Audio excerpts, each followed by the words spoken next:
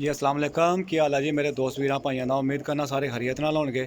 लो दोस्तों जी अज भाइयों वास्ते माशाल्लाह बड़े अच्छे कबूतर लैके आया मैं फड़त दे पिछे कोई बच्चे को पट्ठियां पट्ठे मिक्स हैं। ठीक है जी, उम्मीद करना कि भाइयों नू शौक मेरा पसंद आएगा।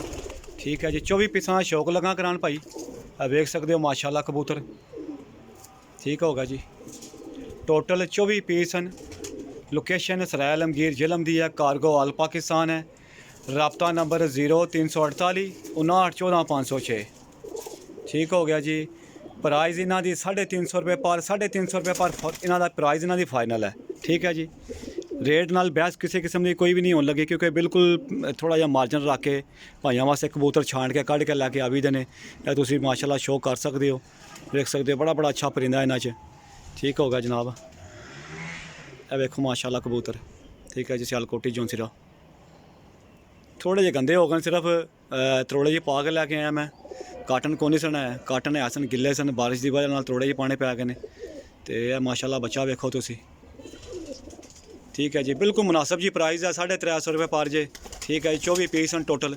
लोकेशन तुहानूं फिर दस दियां मैं, सराय आलमगीर जिलम दी है। टोटल 24 पीस हैं। ठीक हो गया जनाब, कोई मेरा भाई अगर आके वेख के लैके जाना चाहता वै तो मोस्ट वेलकम, आके शो करके भी लैके जा सकता वै।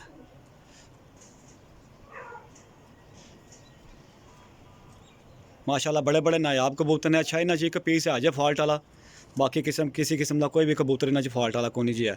ये मैं तुहानूं दिखा देना मैं केड़ा कबूतर है, पुराने लकवे च कबूतर वाला है जे बिच पिछे बैठे। ठीक है, मैं बिचे लिया वै तो मैं बिचे देना वै, तुसीं मैं वाजिया पहलां दस दियां वो पिछे बैठा जे। बाकी ना कोई पीली अख वाला वै, ना किसी किस्म की कोई होर फॉल्ट वाला कबूतर है। ठीक हो गया, पिछे बैठे ने, पिछे करके तुहानूं कैमरा मार के दिखा देना मैं।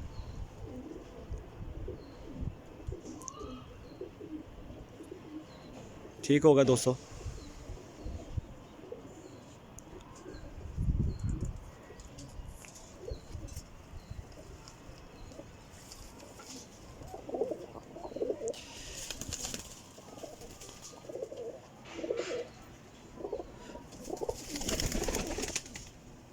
चौबीस पीस 350 रुपये पर।